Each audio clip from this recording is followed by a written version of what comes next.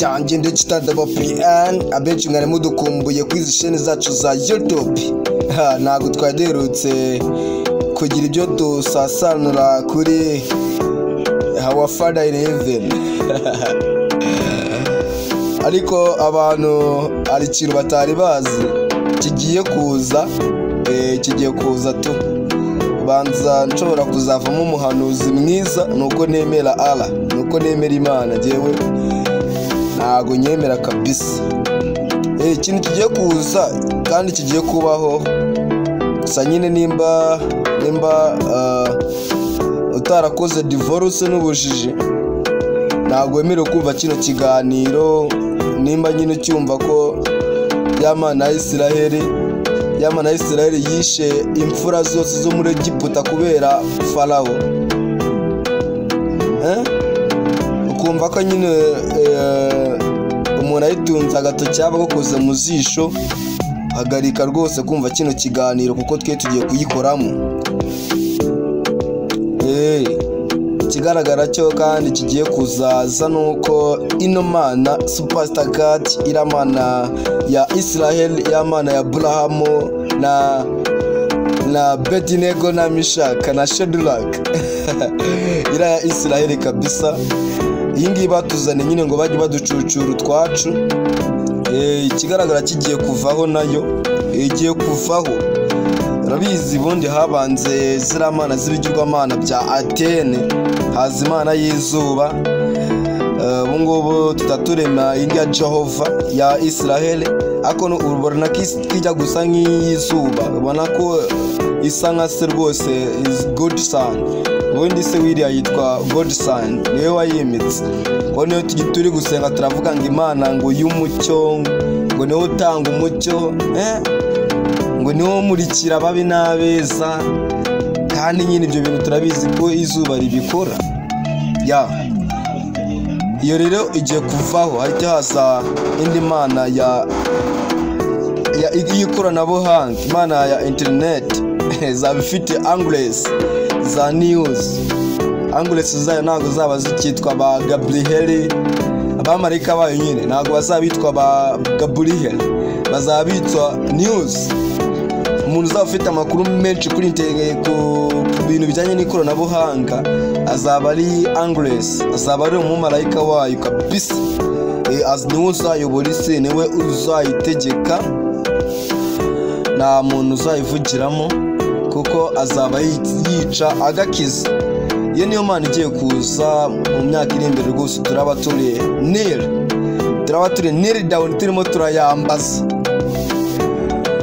Abakurikirana Papa Primo Media Rwanda rero babizi kundusha kuko hari documentary ajya akora abigaragaza neza, kuko muri Kenya byaratangiye aho urubyiruko rwabitangije rwose rugakoresha ikoranabuhanga rugatura hasi ibijyanye n'inteko nshingamategeko yo muri Kenya, aho yari igiye gufata nyine imyanzuro ihambaye y'ibintu bijyanye n'imisoro. Ibintu bya politike ntabyo nzi, ariko ibya Jehova mba mbiziho gakeya.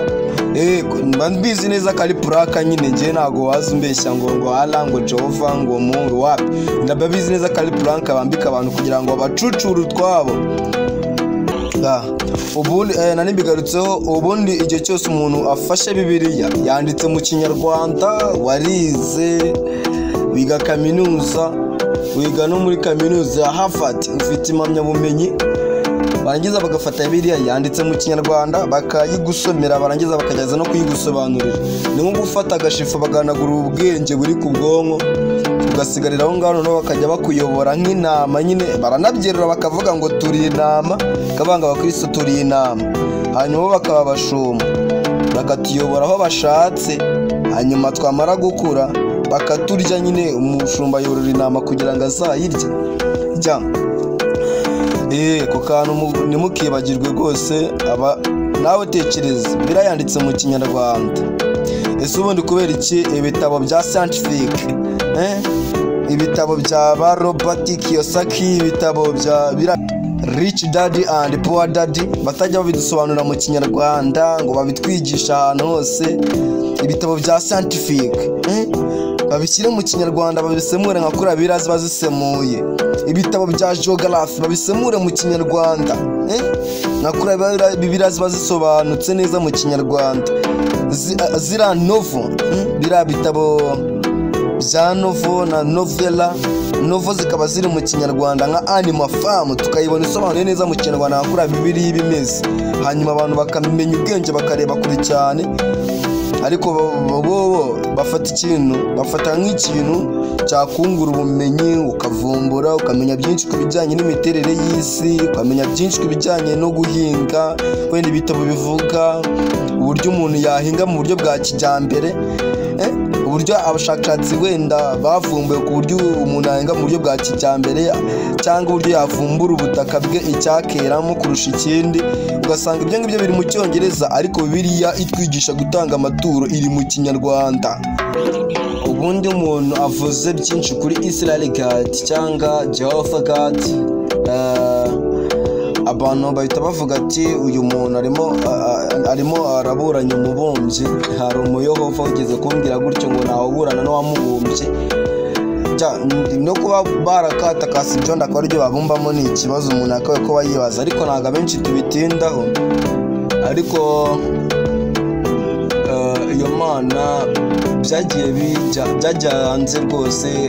Karl Heinrich Marx yagaragaje neza ko atari yaturemye, atari yatibumbabumbye, ahubwo twebwe twayiremeye. Kubera ko iyo umuntu atabaho nayo ntabwo ari kubaho, twebwe nitwe tuyibeshaho, ntabwo ariyo itubeshaho. N'ikimenyimenyi uzarebe pasiteri ntabwo ari ubeshaho abakirisitu, ariko abakirisitu bamubeshaho, sibyo?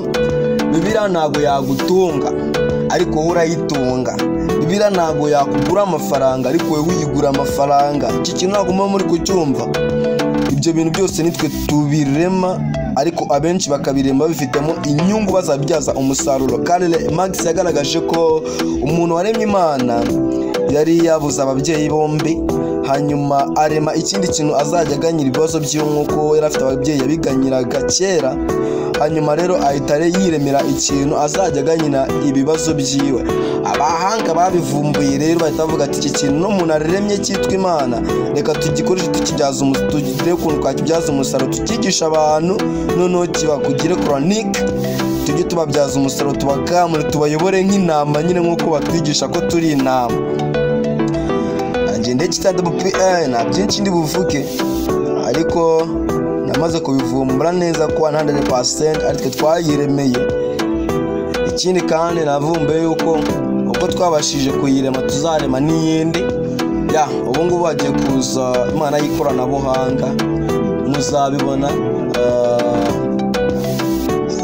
Ushobora kuba ubyumva aha ngaha aribwo bwa mbere, ariko uzagenda ubyumva n'ahandi, kubera yuko iyo amazi agiye gushya abanza gusamira. Ngende kitade BPA. Amakuru maravuga ku bitangazamakuru byinshi hano mu Rwanda nuko inyubako y'ibiro bikuru bya MTN Rwanda yafashwe n'inkongi. Inyubako ikoreramo ibiro bikuru bya MTN Rwanda yafashwe n'inkongi, by'umwihariko mu cyumba gikoreramo BPR Bank Rwanda. Inzego z'umutekano zitabara hatarangirika byinshi. Ahagana saa moya za nimugoroba zo kwa kane Mata 2025 nibwo inkongi yaturutse mu gisenge cy'inzu mu cyumba gitunganyirizwamo ibyo kurya by'abakozi b'iyi banki. Ikimara guvinguka muri icyo gice yahise isakara hafi y'ibindi biro bihegereye, gusa abakozi batangira kwirwanaho bakoresheje ibikoresho byabugenewe mu kuzimya inkongi biri hafi muri ibice by'iyo nzu. Uko niko kandi bari batabaje ishami rya polisi y'u Rwanda rishinzwe kurwanya inkongi no kuzimya rihagera hatarangirika byinshi, byatumye n'imwe mu mirimo ikorerwa muri iyi nzu ihita ikomeza. Mu byangiritse harimo ibikoresho byo mu gikoni nka mudasobwa ebyiri, ameza n'intebe, impapuro z'ibyangombwa n'ibindi bikoresho byari muri ibyo byumba. Umuvugizi wa polisi y'u Rwanda mu mujyi wa Kigali CP Gahonzire Werarisi mu kiganiro agiranye na igihe yavuze ko hakoreshejwe uburyo bwihuse bwo kuzimya inkongi bikekwa ko yakomotse ku mashanyarazi. Ati inkongi yabayeho bikekwa ko yaturutse ku nsinga z'amashanyarazi zagize ikibazo. Nta byinshi byangiritse kuko ishami rya polisi y'u Rwanda rishinzwe kurwanya inkongi no kuzimya rikorera mu karere ka Gasabo ryahise rihagera. Ubu turacyari kureba agaciro k'ibyangiritse. Yakomeje ati ba nyir'inzu nka ziriya zikoreramo abantu benshi bakwiriye kujya basuzuma imiterere yazo kenshi kandi bakagerageza gushyiramo ibikoresho bigezweho kandi bifite ubuziranenge, cyane cyane iby'amashanyarazi. Ikindi bazajya bareba ni ubushobozi bw'ibyo bacomeka kuri ayo mashanyarazi. CP Gahonzire yongeyeho ko polisi y'u Rwanda isaba abantu bose kugira ubumenyi bw'ibanze mu kuzimya inkongi igihe ifashe aho batuye cyangwa bakorera. Mashimwe Samuel @com.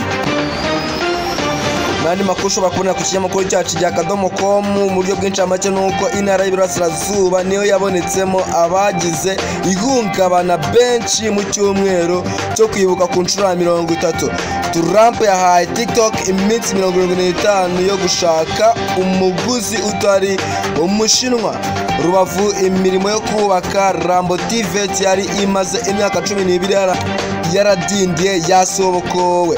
Uburusiya umudepite yirukanwe azira gusiba akazi imyaka 2. Ubushinwa bwumuye kuri Amerika yazamuye umusoro ku bicuruzwa byabwo.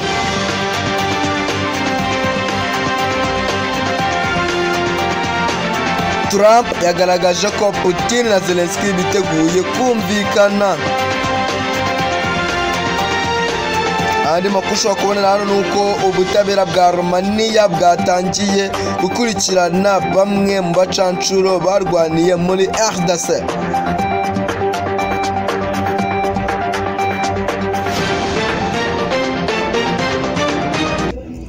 Abahungabana mu cyumweru cyo kwibuka bagabanyutseho 50% mu myaka 13. Abatavuga rumwe na perezida wa RDC Felix Antoine Tshisekedi Tshilombo bamaganye amasezerano ashaka kujyana na Amerika. Inyubako y'ibiro bikuru bya MTN Rwanda yafashwe n'inkongi y'umuriro. Mashimwe Samuel @com.